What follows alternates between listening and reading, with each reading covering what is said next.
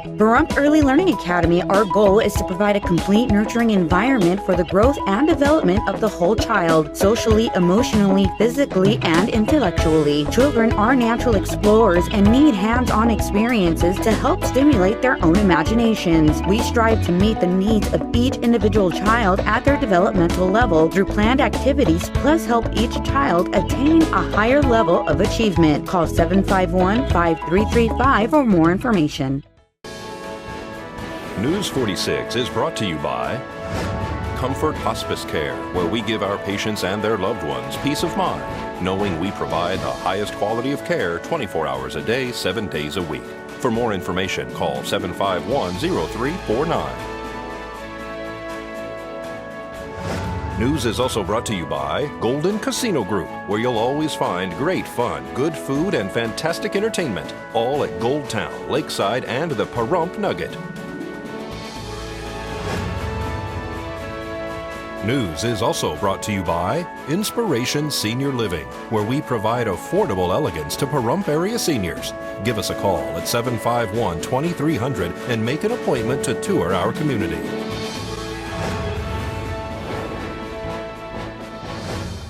Tonight on News 46, a local newspaper prints a front-page correction. The Supreme Court schedules a public hearing, and Desert View Hospital holds a golf tournament. News 46 starts now. You're watching KPVM News 46 with Deanna O'Donnell and Jason Koblenz. News 46, local coverage you can count on. Good evening. It's Friday, March 14th, 2014. I'm Deanna O'Donnell for News 46. The Pahrump Mirror issued an apology on the front page of its paper yesterday for a story written in the March 6th issue. The story, highlighted in bright red, says Sheriff DeMeo declares Times editor fabricated news report. The story refers to Sheriff Tony DeMeo and his press conference on March 4th. The sheriff called the media to the police station to respond to a story written by the Pahrump Valley Times editor Matt Ward on February 28th. Concerning Sergeant Mike Horn and his arrest. The Times used names and unnamed sources, some who alleged that certain members of the sheriff's office were aware of the alleged drug use of the officer in the story.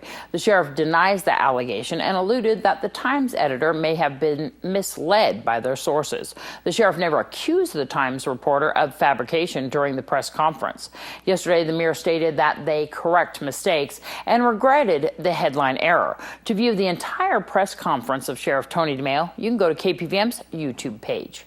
Desert View Hospital held their first annual golf tournament at Mountain Falls this past week. Megan Kowalski explains. We had a golf tournament on Friday, March 7th, so a week ago from today. It was very successful. We had a great turnout. We had 84 golfers there, and many more who stopped by to join us for the lunch that we had afterwards. It was a great event and raised money for our newly created foundation. Let's talk about the foundation. Tell me what that is. So it's called the Desert View Hospital Foundation. It's under the umbrella of the Rural Health Foundation, which is based out of Utah. But all of the money raised here in Pahrump for the DVH Foundation will stay here in Pahrump. And what that money is going to be used for, it will be for scholarships for Pahrump students. Wow. How much money did you guys raise at the golf tournament? We are still currently tallying all of those totals up, but we feel confident that we'll reach our goal of the $10,000 we were planning to raise this first event. So this is going to be an annual event? It will. We already have the date set for next year, which will be March 6th, again at Mountain Falls. So we're very excited, and throughout the year we'll also be looking at other fundraisers that we can do as well. And it's, of course, open if people would like to donate all year long? Yes, always. So if anybody's ever interested in donating, they can contact me here at the hospital, and I can give them instructions on where to send check or, if they want to pay with a credit card, that sort of thing.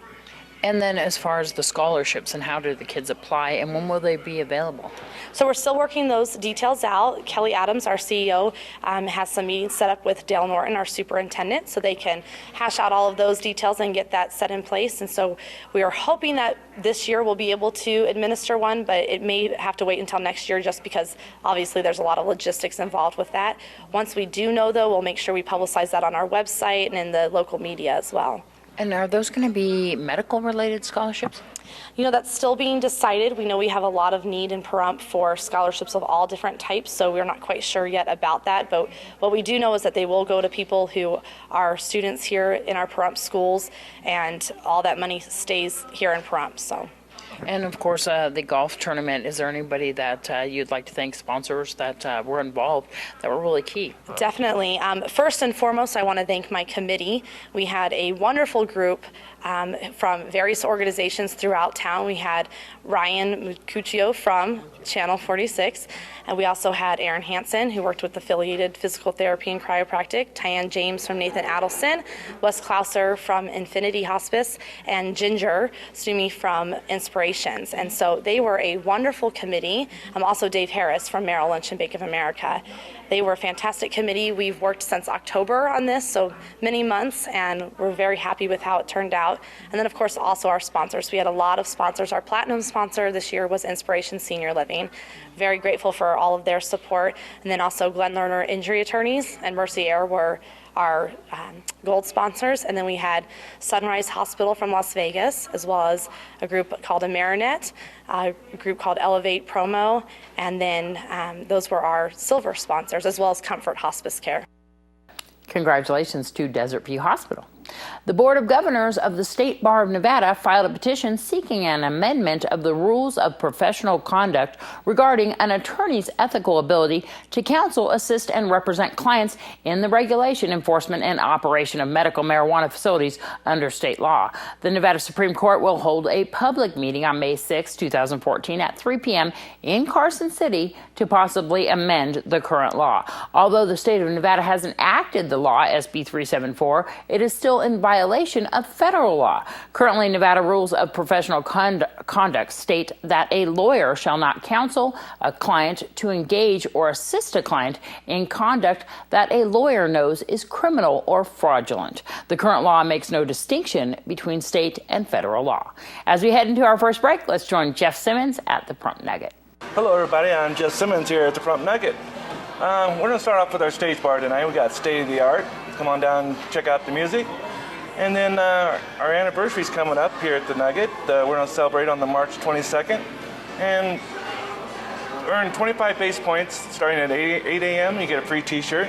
And we got cake and champagne at 6 o'clock on the 22nd. So come on down, help celebrate our anniversary.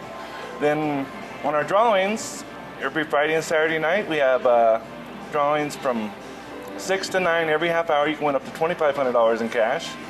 And at 9:30 on the 29th of March, we're going to give away this awesome little ATV.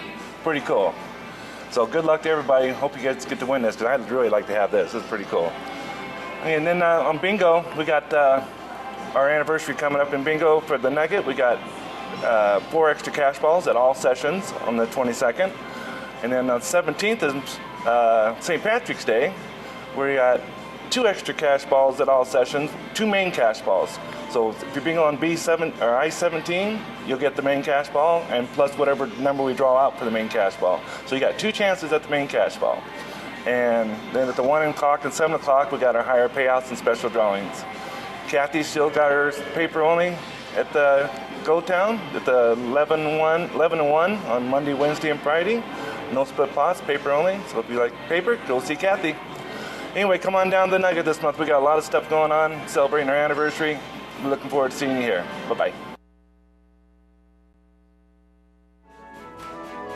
This portion of the news is brought to you by Albertsons. You're in for something fresh.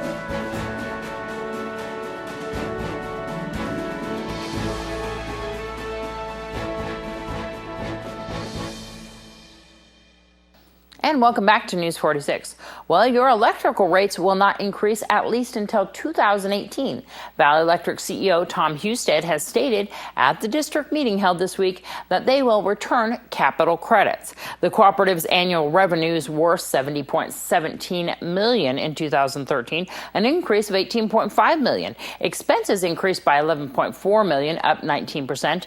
This was an increase of $7.3 million from the negative margins in 2012. The Community Christian Academy is attempting to raise money for much-needed repairs on their campus location on Wilson Street. We're holding a fundraiser that at this point we've been reaching out to our close personal friends and family. Our kickoff dinner will be Sunday evening, but as of Monday, we really want to reach out to the community. These funds that are needed are for the general upkeep of the school. And like we were saying, what's more important than the education of our next generation? So we want to keep the doors open. You guys have had a little bit of a drop in attendance during the hard times for the recession, so it's been a little hard to keep things going there at the school. Well, this is the first time in a decade that Renee Bell, the coordinator and director of the school, is under 100 pupils. So with each child, there is a tuition amount. And so we're also hoping that through this, those in the community may be new or have been here for a while, are first hearing about us. They can see that we're about taking care of not only our students, but we want to give back to the community, and that's part of our fundraiser as well. Let's talk about the fundraiser, because you have a group that's helping you maximize the most funds that you can. Yes, we have employed Cornerstone Consulting Group. Their corporate offices are in Texas, so that makes that 3 hours ahead a little interesting on phone calls. But they are a dynamic group. Dustin Funk, and then our advisor directly is, oh my goodness, it's a new one. Deb was helping us out at first, and now it's Trisha Brown. And they are there for us 24/7. They have a tried and true fundraising procedure, and they have helped over 300 Christian schools in the country with such a thing, and done over 600 events as well. So we know that we are in the best of hands. What's your goal? Well, our goal is $30,000. Now, only the team captains have been recruiting money, looking for donations as of now. And our goal there, before we went to the rest of the school on Sunday, was $5,000. And we are within 100 of that. It's amazing. Praise God.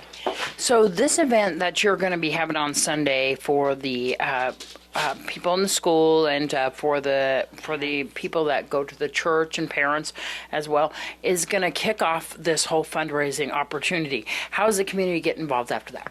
Well, they can call the Community Christian Church, which is based out of Pahrump Community Christian Academy, which is out of the Pahrump Community Church. And we also have a website, so they can do either, or if they'd like to, they can come by the school and hand Miss Charlene a check. You guys are also going to have some dinners that you're going to be providing at the end of this fundraiser. What's that about? Well, what that is part of our contract with Cornerstone Consulting Group. At the finale of the fundraising event, which will be a month from the start, Sunday, on April 16th, Cornerstone is going to provide us with the packings, the food, down to hairnets and sanitary gloves that my son, myself, the other parents and children, we will be packing 10,000 meals that will be made available to the food needy in our community through the church pantry there at Pahrump Community Church. And Community Christian Academy has kids all the way from what age to what age? Preschool to 8th grade. Give Community Christian Academy a phone call if you'd like to help out. Also, if you would just like to volunteer to help repair some things, it's a great opportunity for the community. If you're looking for some green beer to drink on St. Patrick's Day, which is Monday, Draft Picks might just be the place. They're also starting up their gaming soon. We have some exciting news, something we've been waiting for a long time. Gaming is back. April 1st, we're going to fire up these machines. We will be in full speed ahead for gaming. Come on down. We're going to have free food, giveaways, drawings, lots of fun, entertainment all day long. We're just going to do this right and get these machines fired up. We're looking forward to seeing all our regular players come back, spend some time with us, and find your lucky machine, because it's still here in the bar top at Draft Picks. So no fooling on April Fool's Day. It's going to be a wonderful event down here. No fooling. It's the real deal. Gaming is back. We are very excited. Our bartenders are thrilled. So come on down. You know, the complimentary drinks will be flowing with gaming. And we're going to have lots of prizes, lots of giveaways, lots of food, just lots of fun. So any other things going on down here at Draft Picks? You know, there's always something going on, and you know, St. Patrick's Day is right around the corner, so come on in for your corned beef and cabbage, some green beer, $9.95 for corned beef and cabbage with red potatoes. You can't beat it, and it's wonderful. And Draft Picks is, of course, down there on Highway 160 and Postal Road. When we come back from this break, we'll have your Save a Pet.